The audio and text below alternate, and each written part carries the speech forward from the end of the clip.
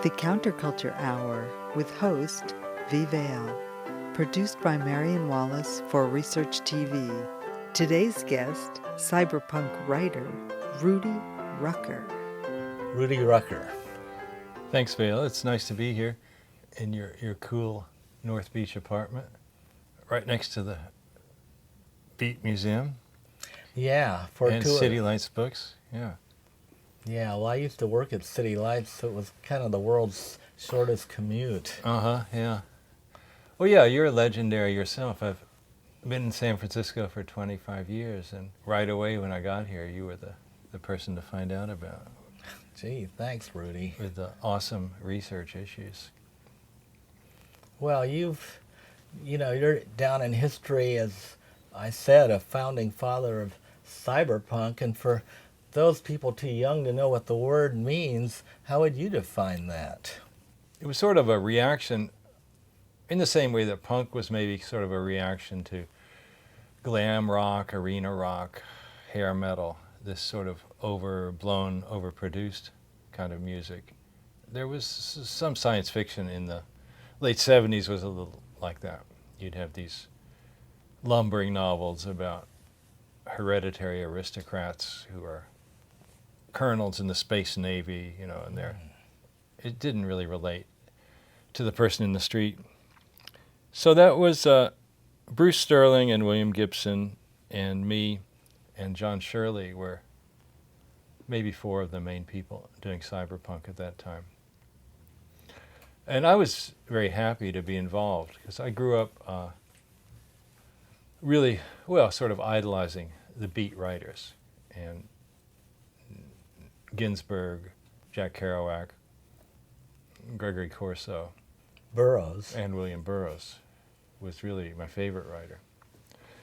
So at one point I was even saying we could make a map between the four cyberpunks and the four beats. So I would get to be Burroughs, and Gibson would be Kerouac because he writes very beautifully and also probably sold the most books. Bruce Sterling would be Ginsberg because of his love of political activism, and then John Shirley would be Gregory Corso, the sort of really offbeat, strange kind of writer. Wow. I was the oldest cyberpunk too, so just as Burroughs was the oldest beat. Wow. I certainly wouldn't have ever thought of that on my own. The four beats and the four cyberpunks. Yeah, I think there definitely are connections between undergrounds. As Bruce Conner once said, all undergrounds are the same. Well, I mean, they might look superficially different, but they're always against the status quo of the time. Yeah, there's sort of a tradition that goes down. You have the beats, the hippies, the punks, the grungers, and I think today maybe, I was asking your friend's son, and he was saying that they call themselves hipsters. Well, actually, all the so-called hipsters that are my 20-something interns, they rail against that word. I'm not a hipster.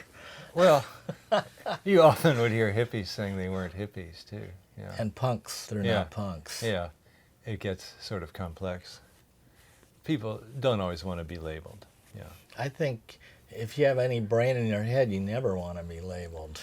Well, actually, I was happy to be labeled a cyberpunk because my career was not taking off like a rocket. So to be associated with any sort of movement gave me a little more visibility. Oh, that's true. I mean, instead of just being this odd writer, I was a cyberpunk. Then, now I understand. So I can appreciate this. Well, it's kind of fun to be in a small band of outsiders anyway. Well, that's been my whole career. I've always been a little bit out of the mainstream, sort of esoteric somewhat. I was able to keep getting my books published for all these years, though, so that was nice. It was nice, but it wasn't all that easy, and it seems like you've had a fair amount of luck throughout your life, as most of us have. I mean, it seemed amazing you got that one literary agent that could actually collect for you. Yeah, Susan Protter. I did my first, I think 3 or 4 books without an agent. I dealt directly with the publishers. And I think now it's harder to send over the transom manuscript to a publisher than it used to be. But back in the very late 70s, the early 80s, you could mail them a manuscript and somebody there would look at it.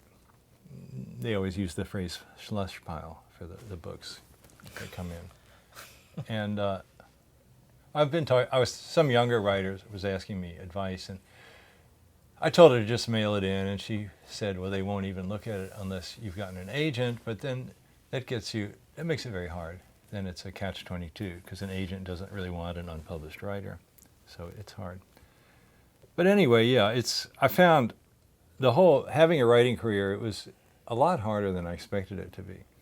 I mean, the dream is you get one book published, it becomes a smash bestseller, and from then on, it's, you just jumped off the cliff and you're just gliding. And it's more like it's just this endless mountain, and there's boulders rolling down, and it's been hard every step of the way. But it's another thing that people who are artists or writers know is that producing your art that's the main thing you want to do. But I don't know, it's hard to put exact percent on it, but that might be maybe 50 or 60% of what you do. And a lot of the rest of it goes into just trying to hustle and get people to buy it, get people to read it, get people to hang it. It takes a lot of energy. But I've enjoyed it. After cyberpunk, I started writing, or all along I was writing a style that I came to call transrealism. I mean, I will still write about computer things or internet things, because I think about those things a lot. But I'm certainly not interested in any sort of doctrinaire, anybody's conception of what cyberpunk might be. When I say transrealism, it's a word I came up with actually after reading Philip K. Dick's novel, A Scanner Darkly. And you very much get the feeling in that novel that he's writing about his own life. Because this was a period when, he was taking huge amounts of amphetamines, and he was living in an apartment in Oakland, and somebody had gotten hold of a hospital-sized bottle of speed pills, and this would attract very unsavory people who would come hang around with him. And A Scanner Darkly is sort of like a whole riff off that kind of life. And in that novel, they refer to the drug they're taking as substance D, and D stands for death. And the main hero can't decide if he's a narcotics agent or a head. And it's all just, the thing is, he takes his life, which really was, kind of frenetic and dreary at that time, and then he kicks it up a level by adding science fiction and, making everything fantastic and strange. And that's something I've done. Many of my books have been like that. I'll take the experiences around me, which generally they're not as bad as Phil's. I'm not living in an apartment with a hospital-sized jug of amphetamines. But like I worked for a while at Autodesk, the software company. And then I got laid off there. Their stock price went down. And then I wrote a novel called The Hacker and the Ants. And it's about a guy who's working at a big software company. And then these virtual ants infest all of the computers and televisions in the U.S. And when I wrote this one, it was in maybe around the early 1990s. And at that time, I could see that pretty soon chips would be inside televisions, but the average person didn't know that, But, now you can just see all the things that a TV does. Clearly, it's got a chip in it. And then I thought it would be cool to have a sort of virus that lived in the TVs. And then for a while, all anybody could see is ants on their TV screen, and people are really pissed off. So, but in a way, it was the idea of taking this experience of working as a as a software engineer and then kicking it up to a science fiction story. And so I do that a lot. And I'll sort of use up certain periods of my life. I don't usually go back and reuse a period. If you look at fairy tales and science fiction, there's a lot of things that are sort of the same. Cloak of invisibility, people flying, people traveling back to the past, people hopping from here to there, people changing their appearance. And these are just themes that we like to think about. And we can cloak them in fairy tale settings, and we put them in science fiction, and then you make up some sort of pseudo-explanation of why you have this thing, and then people are comfortable with that. You know, they say, I'm not just reading a fairy tale, I'm reading science fiction, I'm educating myself. But the deep question that interests me sometimes is, why are we interested in these tropes, you could call them? And my sense is that they mirror certain kind of basic human needs or certain psychic archetypes, like telepathy or mind reading, as you would call it in a fairy tale. I mean, why is that so important to us? Why do we write about it so much? And I think because telepathy is a symbol of the dream that somebody would perfectly understand you, that you could be in perfect communication with somebody, and without you having to labor to express yourself, they would just experience your thoughts and you wouldn't be alone. And time travel, I think all of us have this intense longing and nostalgia for certain eras of our life. Perhaps your childhood or your 20s. There's certain periods in your life when you were very happy and you really just long so much to go back there, you know, and then you read about time travel and it sort of scratches that itch. So it does something for that. And flying, well, there's this sense of raising yourself above other people. I have this sort of recurrent dream where I'm flying. I've had flying dreams off and on my whole life. Never often enough. I'm very happy when I have one. But there's one sort of flying dream I often have. I'll be in a room or in a hall, and I'll be able to fly, and I'll be floating up near the ceiling. And what always happens is the people around are completely uninterested in the fact that I'm flying. I'll say, hey, look, I'm up here, okay? I'm flying. I'm not like you. I'm at a higher level. And they never notice, you know, which is sort of my life story in terms of, I mean, I'm writing this, you know, exotic, strange fiction, and, you know, my neighbors, they're certainly not going to care about that, you know. And so transrealism is, you can sometimes write about something that's close to your soul, but you put it into a science fiction context, and then it sort of pries it out of the matrix, and you can see it a little better, and then you can do things with it. Transrealism gives you freedom to do any darn thing you think of, seems like, and put it on paper and see if other people enjoy it. Well, you can't exactly do anything. You know, you don't want the book to be chaotic and to make no sense.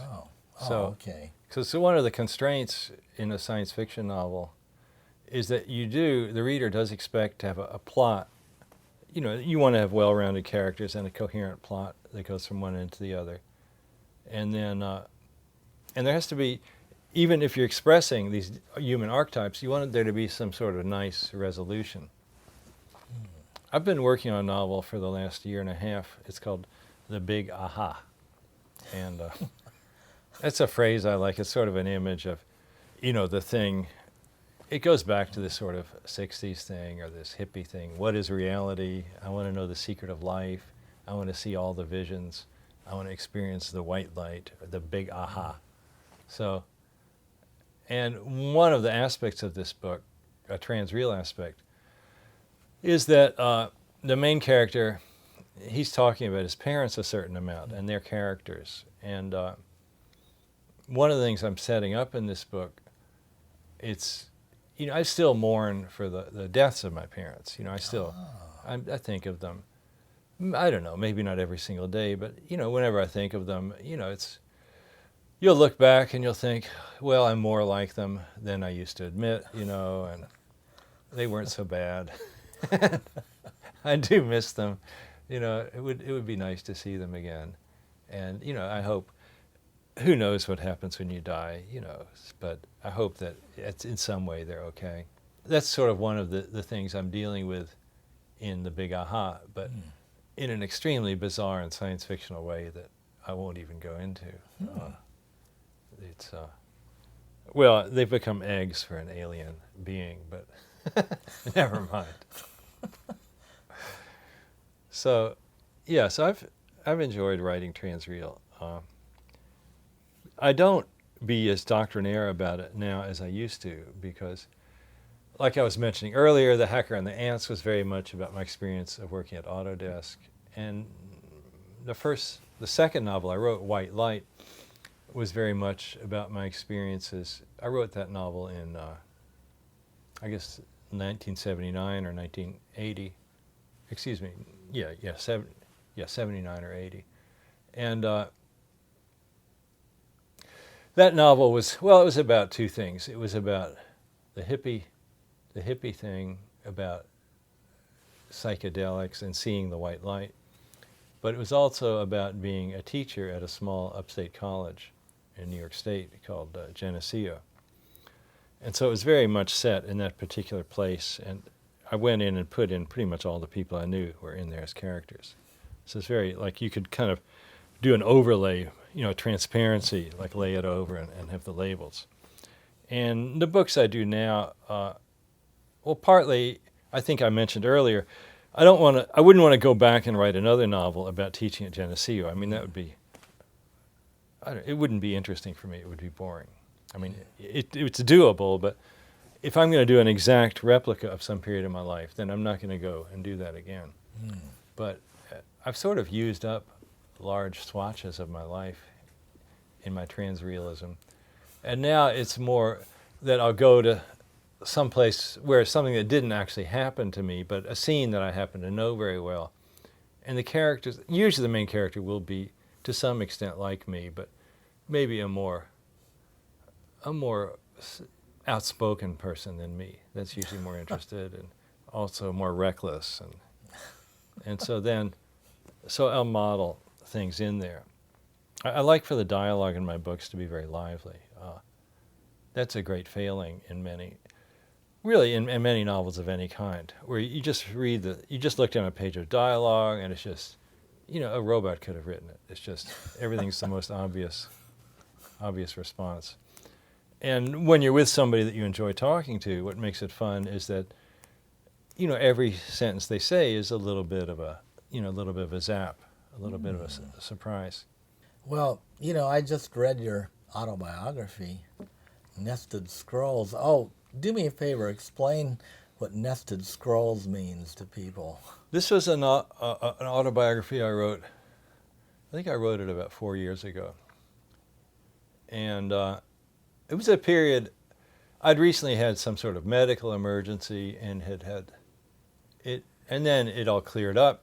But the aftermath was that it became more clear to me than it had ever been that I would, actually really die within, the foreseeable future. And I could have died then, and I didn't. It cleared up. But it was one of these things where you're like, wow, And I'd always thought I ought to write an autobiography before I die. And so then I thought, well, it's time, do it now. And the title, Nested Scrolls, it's, one literary way of thinking of it is that when you're writing your autobiography, there's this aspect of there being stories within stories within stories. Oh. So you'll tell about some event you went to, and you run into somebody. And then you can, if you want to, tell more about your relationship with this person. And then you could even say, well, we were at such and such a place, and another time this happened to me. And, it's one of the things that makes writing an autobiography difficult. There's this branching quality to your life. Where it's a fractal, really, in the sense that any detail you focus on, you're going to see more stuff than you expected. A sort of rough and ready definition of a fractal is something, when you blow it up twice as large, you see 3 times as much detail. Ooh. Instead of 2 times as much detail. There's this, that's what makes fractals interesting. And your life is like that. And so there's the nested scrolls thing of I'm putting stories within stories. I've never really made my living as a writer. I mean, there was a period in, I guess from 1982 to 1986, I was living in Lynchburg, Virginia as a freelance writer, and that was my only income. But my income was on the order of $10,000 a year, which even in 1982, that wasn't a great amount of money. We could live on it. My wife had a teaching job. And, even when I was doing my best, it's just, I was never making enough money that I could totally live off that. We had the 3 children. We're living in California. The amount I would make from writing would be maybe half as much as I needed, but never really enough. And I think this is the case for all but a tiny percentage of writers. So to fill out my writing income, I spent 20 years being a computer science professor at San Jose State University. My original PhD was in mathematics, and I didn't actually know anything about computer science. But when I came there in 1986, at that time, computer science was new enough that it was still part of the Department of Mathematics. And they said, well, why don't you teach computer science, Rudy? We'll pay you a little more, and it can't be any harder than Gödel's incompleteness theorem, so give it a shot. And so I did that, and I liked it. I enjoyed it. One of the things about mathematics that can be a little bit mentally taxing is that you can work on a proof for a long time. You can work on it for a year, and then there'll be this tiny little hole, in the logic, and then what you have is worthless. And you can have a computer program, and if there's something small that's wrong with it, the program might still work, and you just say, well, there's this little weird thing about it, and you can find some way to patch that up or isolate it. Another thing with computers that I liked was that it had this experimental aspect. In other words, I wasn't just alone trying to prove complicated things. I could keep doing experiments, putting code into the machine and looking at what I saw. My great interest in my programming and in the classes I taught was computer programs that had visual output. So I was interested in, fractals, of course, and then later I started teaching computer games, teaching students how to write computer games. I did that for a number of years. I even wrote a book about that.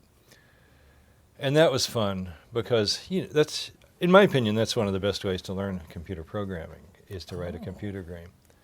Because it draws in pretty much every aspect, because you need to know how to do graphics, you've got to do a little bit of artificial intelligence, you really need to use object-oriented programming, or the thing just becomes such a mess you can't control it. And if you can get the signaling from machine to machine happening, it's going to be good. And so a lot of stuff. But there was a particular kind of graphics program that I got interested in called cellular automata. And the way a cellular automaton works, I usually looked at two-dimensional ones. So you could think of every pixel on the computer screen as being a little computer on its own. And each pixel would kind of do a localized computation. So you actually had this big parallel computation taking place. Every pixel was thinking. It's like a crowd of people. And the pixel would look at what colors its nearest neighbors were, and then you'd have some rule that it would adapt. A simple rule might be the voting strategy. It would look, whatever color was most popular among its neighbors, it would adopt that color. Wow. Or you could do what they call the heat rule. You could take the average of its neighbors, sort of like the way that the temperature averages out. And then you could drive the heat rule, say, take the average and add 1. And then that would get exciting. If you got to a certain maximum, then it would go poof and go back down to 0. And you'd get this sort of bubbling effect on the screen. It would look a lot like boiling water. And there was one particular type of rule called the Belousov-Zhabotinsky rule, after 2 Russian chemists. And they used to do this in Petri dishes with real chemicals. But there's a way to make these cellular automata where you get these scrolls develop on the screen. And this is, again, the reason that we're bringing up this very long excursus is because you asked me about the title, Nested Scrolls, of my autobiography. So you get these sort of ram's horns shape. It's as if you take a regular mushroom and cut it vertically and look at the cross section. You'll see this sort of thing like that, kind of a scroll, like a scroll that's curled up on both ends. Oh, yeah. And a fetus actually is shaped a little bit like that too, or an ionic capital on an ionic column. And the scrolls, they're moving when you're running this program. They're sort of turning, and then little scrolls are branching off, and you'll get kind of scrolls nested inside the big ones. So you'll have nested scrolls. So that's the other meaning of nested scrolls in the title. See, one kind of perception that I had too before I got involved in programming computer graphics, you imagine that anything that comes from a digital computer is going to be blocky and dull. You know, it's going to look like Legos. It's going to be gray. It's going to be a face on the wall, you know, yelling things. It's not going to be funky and gnarly and interesting. And that's one of the revelations I had from my involvement, is that you can have very gnarly, funky things. I mean, in a way, I mean, a plant, in principle, you can think of a plant as being somewhat like a computer. I mean, if we had the chops, we could make computers that act like plants. But looking ahead, I mean, this is a little bit of a side branch. It seems to me we're not actually going to push that hard in making machines be like plants, because we already have plants. And the thing we would like, and this will be the big technology, I think, in the 21st century, is finding a way to biomod the plants, or to gene design them, to wetware engineer them. I mean, if you want a knife, then you plant a knife plant, and it extracts the ore out of the ground, and then you get something that looks like a corn cob, and you peel it open, and there's a carving knife, you know? Wow. Or you want a house, you get this seed, it's about the size of a pizza, you know, and you make the ground really, really wet, and you push this thing down in and pour in a lot of fertilizer, and then you get this green sort of bubble comes growing out, and, you know, and it's got transparent patches for the windows, and there's a hole where the door is going to be, and it's got veins of copper in it, so it's internet connected, and it's got a little pouch in the wall that you can use for a sink. And so we're going to have built-in solar panels. Sure, well, it's a plant. You don't even need the panels. It's green, so it's a grown home. So that's right. Plants are solar panels. Yeah. Good grief. Yeah. People talk about nanotechnology, but once you go down to manipulating atoms or molecules, well, that's what biology does. So it's sort of reinventing the wheel. It's more that we want to get involved with nature in a good way. And of course, that raises anxieties, you know, what if there's some gray goo that eats everything? And my tendency always is to think we shouldn't worry too much, because all that the plants and animals who are alive have been doing for the last couple of million years is trying to take over the world. I mean, the ants are trying to take over, the mushrooms are trying to take over, the mold is trying to take over, and they're just fighting each other, and they have just this unlimited arsenal of things they know how to do. So I don't think we're going to make some little sort of wind-up toy, you know, a little quacking duck, and set it loose, and, you know, it's going to take over. It'll be like when the War of the Worlds, when the Martians come, you know, the bacteria kill them.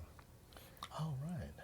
So, well, I don't know. I've always been, because I'm a product of an earlier era, I've always have been afraid that if, you know, the big bombs got dropped, the entire Earth will become radioactive and kill us all. well, there's these fears that we have. I think in general it's hard to kill all of anything. You know? There are species that go extinct. It does happen, but I think it might be sort of hard to kill everyone on Earth. Every human. Yeah, is. yeah. And you take we've already killed some species, though. Well, quite a that's it. few. You can beat some species down, but we're pretty adaptable. I mean, they haven't been able to kill the cockroaches, you know, and I think we're kind of on the order of cockroaches in terms of rats, cockroaches, humans. He's very cunning and adept. But that's a whole that's a whole area. I don't usually write science fiction about that whole theme. It's not, I don't know, it's just, You it's mean not apocalyptic? well, I don't like to, there's things that in the newspaper that people worry about, and those aren't things that I like to write about. Oh. Because I don't enjoy watching the TV news. I don't really enjoy reading the paper. They're usually scaremongering, and the reasons for that are usually kind of convoluted. I mean, they're spreading fear about something because the business interests want something else to happen, or the political interests. I mean, it's pretty much propaganda. Anything you see on television, I mean, the ads, the shows, the news, it's a Cerberus with 3 heads. It's all barking the same thing. You know, submit, buy, submit, buy. Well, we both like Burroughs a lot. And Yeah, the master. I've been trying to think recently why it's going to endure into the future. And one of them is because, well, deep black humor against authoritarianism, not only in real authority figures, but most pathetically in kind of victims who subscribe to the values of the authority oppressing them and try and become little miniature versions of them. Yes. A lot of people are, he calls them the S word, that's 4 letters and it also ends with an S, 5 letters. A lot of people are these S words, darling, and he doesn't really say what can be done with them except to maybe exterminate them. He doesn't really say that. My introduction to Burroughs, my brother had this big supply of Evergreen Reviews, and he was off at college, and I would go into his room, which was in the basement, and I would look through the Evergreen Reviews. Partly, I mean, I was a young teenager, and I was looking for sex stories to some extent. This was my main mission there. I mean, that I liked I guess I came for Stex and I stayed for Burroughs, you know. I found one of his early pieces. It was an excerpt from Naked Lunch. It's the scene when there's 2 guys called Mark and John, and they're hanging each other. They're doing erotic hangings. And, you know, I obviously, growing up in Louisville, Kentucky, I'd never read anything like this in my life. And just right away, it was that this guy is just out of control. He'll just say anything. He's not under any constraint.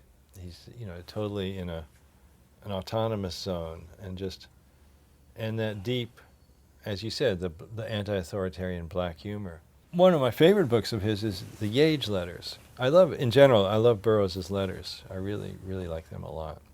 He has this wonderful voice. That was one of the things when I wrote Turing and Burroughs, I had a number of chapters written in the form of Burroughs writing letters to somebody. And it was really great to sort of emulate that style. There he is outside. You've talked to him quite a bit. I think you interviewed him several times. That is correct. I kind of brought out his passion for self-defense techniques and firearms historical knowledge, that kind of thing. Burroughs, in one of his autobiographical pieces, he writes about meeting a guy who,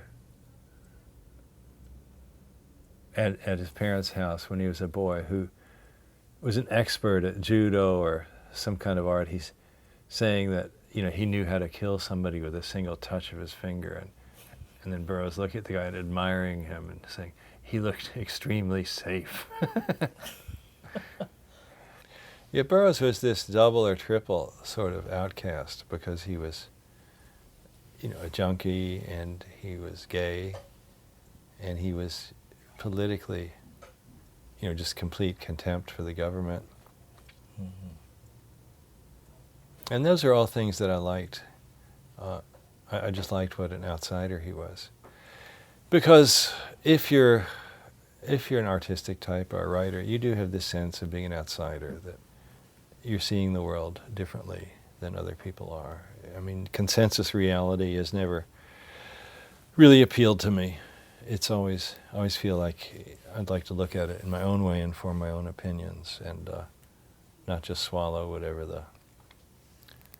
And Burroughs often writes about that.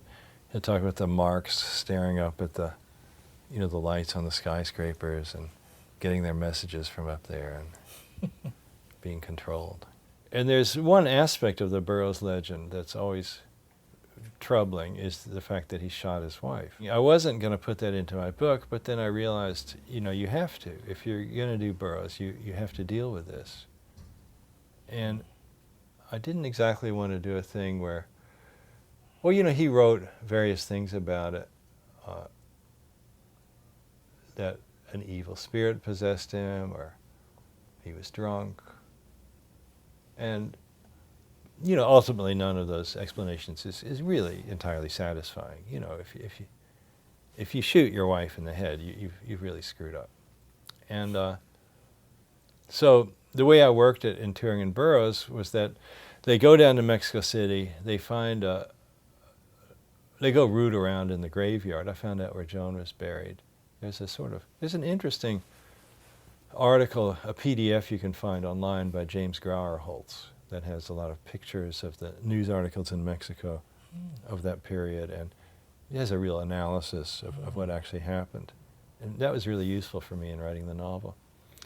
And they went there and found the grave in my novel, and then they go and get a bone from her foot or something, and they use it as a juju, and they have, thanks to Turing, they have this sort of universal, this undifferentiated tissue. That Burroughs used to like to write about undifferentiated tissue, and that it would be this slug that would get onto you. And so they feed it the bone of Jane, and then it turns into Jane, and Jane's back, and somehow they bring her spirit back into it. And then Jane shoots Burroughs in the head. So that's, it's nice to balance it. You righted it Yeah. somehow in cosmic justice Yeah, way. yeah. And that made me feel better. And then he, at this point, he's sort of made of undifferentiated tissue, so it doesn't in fact kill him, but he goes through some very weird hallucinations at that point. What was the real science book that sold, you said in your autobiography, possibly 500,000 copies to date over the years? I think that would be Infinity in the Mind. I think Yeah. that was my most popular book, because there isn't any other book exactly like it. It's about the mathematical concept of infinity and the philosophical concept and the mystical concept. And it's done in I wrote my PhD thesis on things having to do with levels of infinity. So it's an area have a lot of professional knowledge of the mathematics of infinity. So it's a book about infinity that has this, scientific underpinning, which, you might find other books involving infinity, but they might not necessarily be. They might simply be philosophical or mystical and not have the mathematical aspect. And that, for a while, that was a bantam New Age book. And that book sold a lot of copies. The Fourth Dimension is another of my science books that was extremely popular. I don't even know what that is, the fourth dimension. I still don't get it. You just need to get hold of the book. Something to do with time or transcending time, or People tend to think that. That was what's kind of set me off, was that you say the fourth dimension, and there's this idea of it being a mathematical fourth dimension, and then people say the fourth dimension is just time. But that's an evasion. You're trying to get away from the reality of the fourth dimension as a spatial direction. And what they always do is they say, think of a square who slides around on a table. Suppose this was a living being, and the table, goes on a long way. It's like a whole world. And he doesn't know about lifting up. He doesn't know that he could lift up and turn over, turn into a mirror image. And so you could say, then we sort of use that as this analogy that we build on. Well, we say, suppose we're sliding around, moving around in this three-dimensional space, but there could be some higher dimension, like the square can hop up and he disappears from this world, like the other people in this world can't see him, and then he comes back. We might be able to hop out into the higher dimension like you don't see me for a minute, and then pop, I'm over there by the sink, you know. And see, I'm here by the sink, bam, I'm there, and you didn't see me in between, because all you can see is what's in the tabletop. So that's the mathematical fourth dimension. I mean, for mathematicians, it's nothing. You know, we have formulas. We say, well, let's just put in a fourth coordinate. And then people say, but wait, isn't the fourth dimension supposed to be time?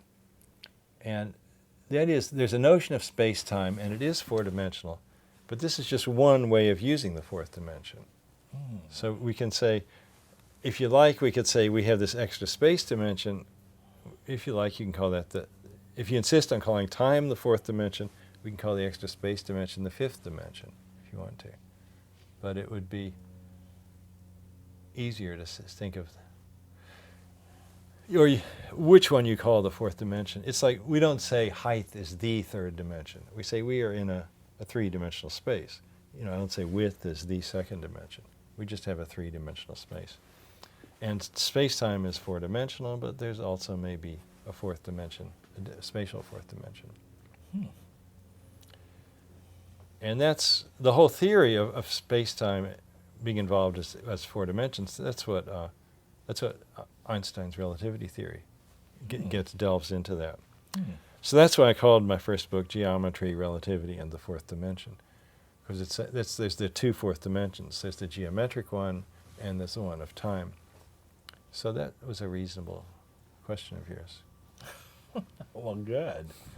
You know, didn't you meet Timothy Leary once, speaking of other dimensions? Like, Yeah. I mean, I think Burroughs thought maybe the dreams are another dimension too, but I won't try to argue that. Yeah. Well, yeah, I did meet Leary. It was interesting. There was this writer, this Hollywood screenwriter, and his name's Marty, and right now I can't think of his last name. And he was a friend of the science fiction author Robert Sheckley, he was one of the great mentors in my writing career. He was the first science fiction writer that I read who I thought, this is a guy I want to write like. Humor. Yeah, humor, satire. So to do humor in science fiction, there's books like Douglas Adams' The Hitchhiker's Guide, and that's more of it's more of a spoof. It's not like a deep satire. But Sheckley would write things that were funny, but in this sort of cutting, deeper, satiric, ironic way. And I often put humor in my science fiction novels, but it's more of the Sheckley type than of the Douglas Adams type. But anyway, so Sheckley and Marty and I went over to Tim's house in Hollywood. I flew down because the idea was Tim Leary, he and I think Marty, who knew him somehow, they'd gotten the idea that Tim should be doing a TV show like Carl Sagan does Nova. Tim Leary would do the new Future or the New Edge, and be on sort of Mondo 2000 sorts of themes, things like telepathy or, of course, psychedelics or mind amplification or synesthesia or shape-shifting your body. These sort of far out, spacey sort of Tim Leary type concepts. One thing I did, this was at the peak of my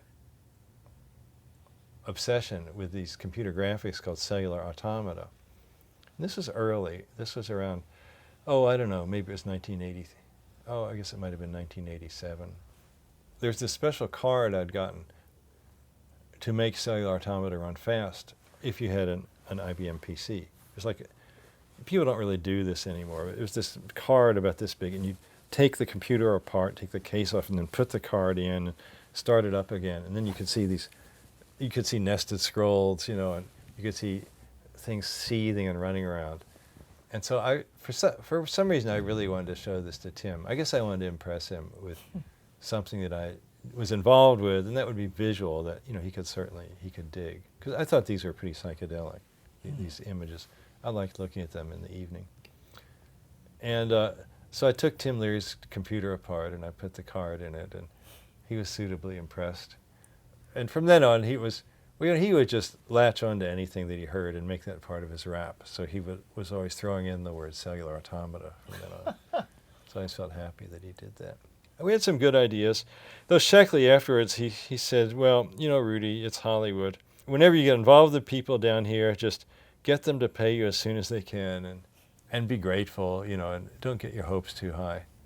There was, and as it turned out, it didn't get funded. I don't know. It's always very hard to get things funded down there.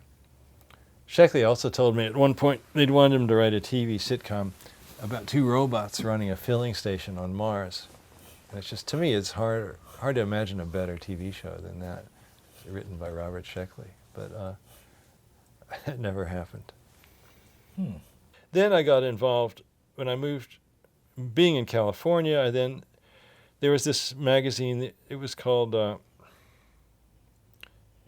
Mondo 2000, and it became quite popular. And there are these two characters, Are You Serious and Queen Mew, were involved with it. And I started hanging out with them to a certain extent. I wrote some things for Mondo, and eventually, when they were on the point of closing down, I helped Queen Mew and Are You edit an anthology of their best articles called The User's Guide to the New Edge. Wow, that came out, huh? Yeah, I think that book sold quite a bit, too. It was on the cover of Time magazine when it came out. Ooh. It was awesome. And this guy, Bart Nagel, did a terrific graphic design. He was really one of the reasons Mondo 2000 was so cool, because Bart was such an amazing designer. Ah. He was one of the first people to be designing magazines using a computer. I think at this, again, we're talking 1987, I guess, and just nobody else was doing that at that point. Yeah. And so that's why he had this immense range of colors and fonts and shapes. But sometimes they would have parties. They used to have this wonderful, huge California Craftsman house in Berkeley that they rented.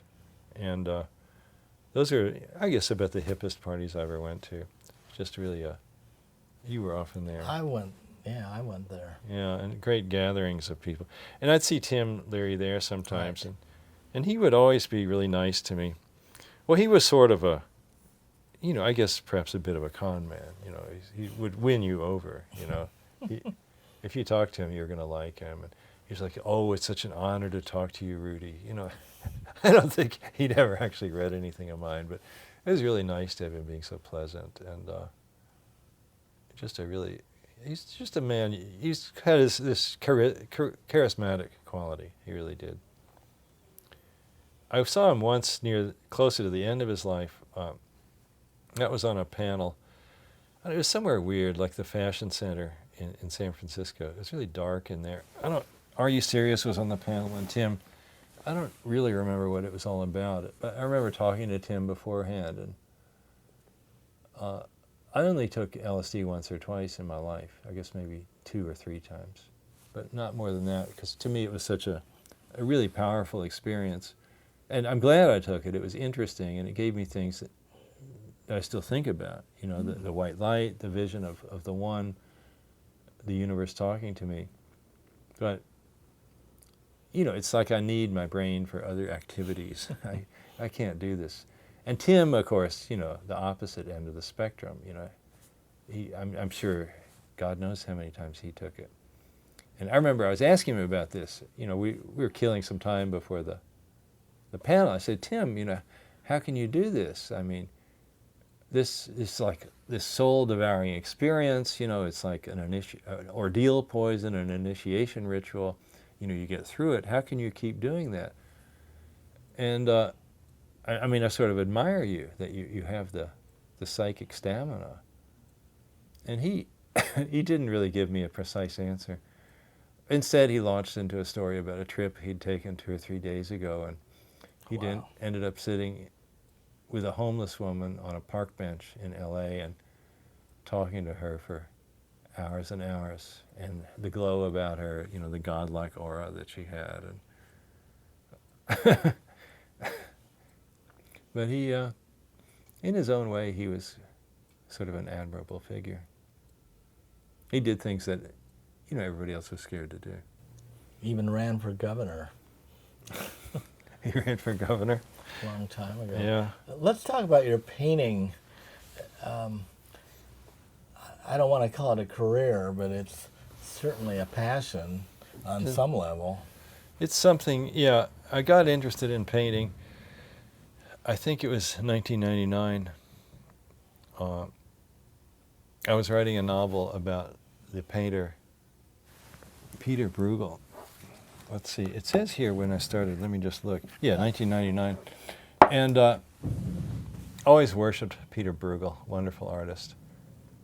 And people will argue with me about how to pronounce the name. For some reason in the U.S. there's this misconception that you should say Bruegel, and that's not right. If you go to Belgium, where he lived, they say Bruegel, you know, so they say it more like a K, but Bruegel is, in my opinion, it's closer, but I'm from Kentucky, so I'm not really the best person to ask. But anyway, I was writing this is my one non-science fiction novel. It's a historical novel about Bruegel's life, and it was called As Above, So Below. And the reason I chose that title was because Bruegel, it's an old mystical kind of saying, an occultist saying, and the meaning of it is that things we see on Earth are echoing the things that are in the large universe. So a puddle echoes a sea, a rock echoes a planet, a person echoes God's mind, as above, so below. And I think of that in connection to Bruegel because his paintings, they'll often be, sort of show the whole cosmic universe, something like The Hunters in the Snow or The Return of the Herd, these landscapes, and you just feel like there's such this immense compassion and everything is in there. So I wanted to write his life story because I loved him so much, and very little is known about him. All that they have is like one page that a guy wrote about 50 years after he died. And so I wanted to learn how it felt to paint. So my wife already was a painter, but then together we went and took a class at the art museum in San Jose State. Not San Jose State, just San Jose, the art museum. They had an evening class, and so I started learning, I think it was oil painting initially. And I found that I liked it. And I'd never done painting, and so I had the idea that it was something I couldn't do. It was too alchemical. It was some process I couldn't master. And over time, I came to learn that even if you, quote, can't draw, I mean, it's paint. You keep changing it until it looks right, you know, and it's doable, you know. And the other issue, of course, is things don't have to be photorealistic. Everybody knows that's been done, but it should look good. So I've done, as I say, I've done about 100 paintings since 1999. So I don't paint at a very prodigious rate because that's been 15 years, 14 years. So maybe I'm doing a painting every month or two, and sometimes I'll do. Sometimes I won't do one for 6 months, and then I might be speeding it up a little and doing 2 a month. But it's something that I enjoy. Most of my activities, the things involving web design, ebook building, and even writing is in a way a digital thing because there's the keyboard, there's the letters. So the writing isn't really fully digital. It's not like computer programming, you know, but there is, because you're doing feelings and scents and all these things, but there is this sort of digital aspect to it.